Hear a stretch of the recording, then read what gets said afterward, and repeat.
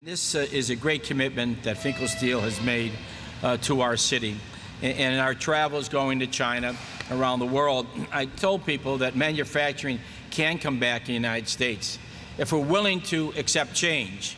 And if you're not, then it doesn't come back. But we can come back with technology, a better trained workforce, and good management, and we can compete with anyone in the world. We should forget about the skeptics and cynics and believe in America for what America really stands for, a country of immigrants, a country of openness and democracy and freedom that we all take for granted. And we're in kind of a lull for the last number of years. We're very, very cynical and pessimistic about the future. But I bet your parents or grandparents were not pessimistic about the future, about you or your grandchildren. Why is it that this generation of adults is getting negative about America? And today is a positive story. It's a positive story about a company that has made a great commitment to manufacturing, as pointed out, since 1879. And the company has manufactured 100% of its products, and you think of that, in Chicago. And of course, the location in 1902 on Southport Avenue, it employs 250 people at one time. And now this company has been a great company, Finkl Steel, in regards to schools, adopting a school, working with a school, a performance and accountability. Because if our schools don't work, manufacturing technology doesn't work either. So it deals with a good quality education.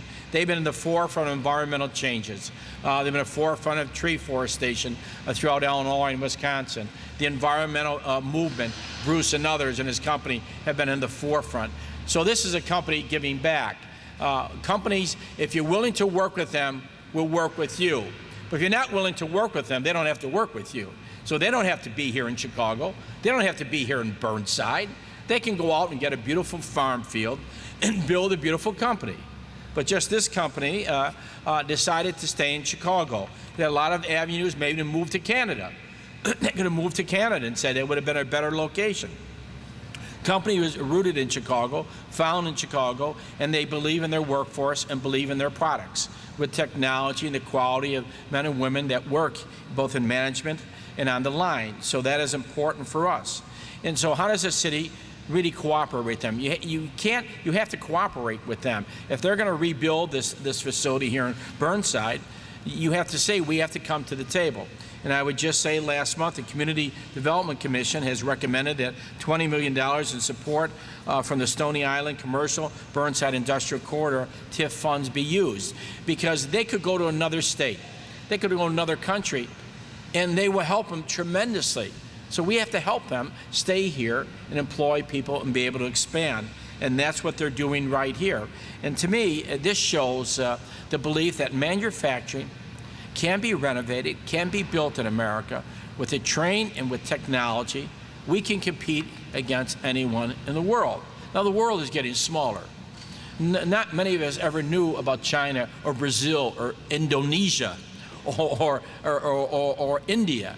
And then you look back and say, well, the European should not be their influence. But look at Germany is outproducing manufacturing in the world. Germany is, right today. They are doing things that no one thought they could do, and they're doing it in this economy. So that should give us understanding and light that this country can come back with manufacturing and with technology with manufacturing and a quality workforce and a quality management force. And this is a great community anchor. And to me, this is going to rebuild this community, both Burnside, Calumet Heights, and Pullman. This will do it because they're making a commitment into this community where no one else wants to. I'd be very frank.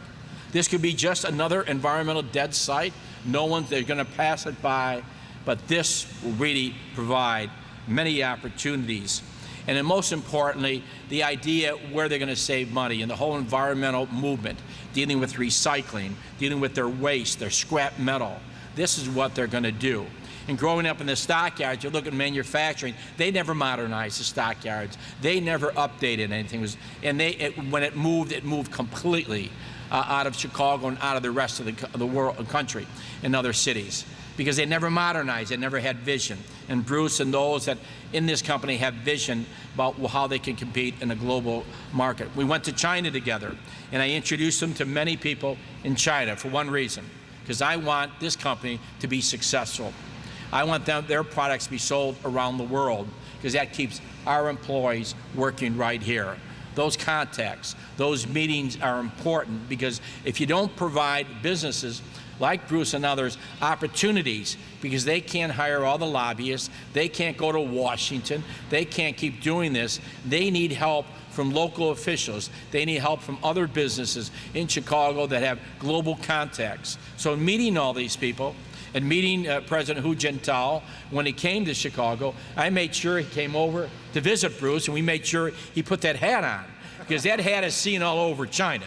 That was very, very important.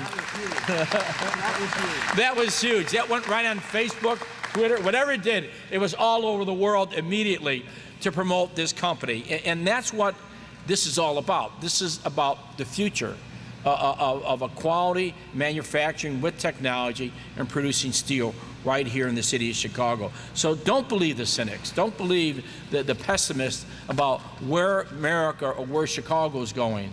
But believe in yourself, and believe in your families and your grandparents and great-grandparents that overcome many, many obstacles that none of us ever realized until what happened here in America. And that's what we have to do. If we don't, then we'll fail our children and grandchildren. Bruce, I want to congratulate you and thank all those that are involved in this wonderful rebuilding the body, the mind, and the soul of the south side of the city of Chicago. Thank you.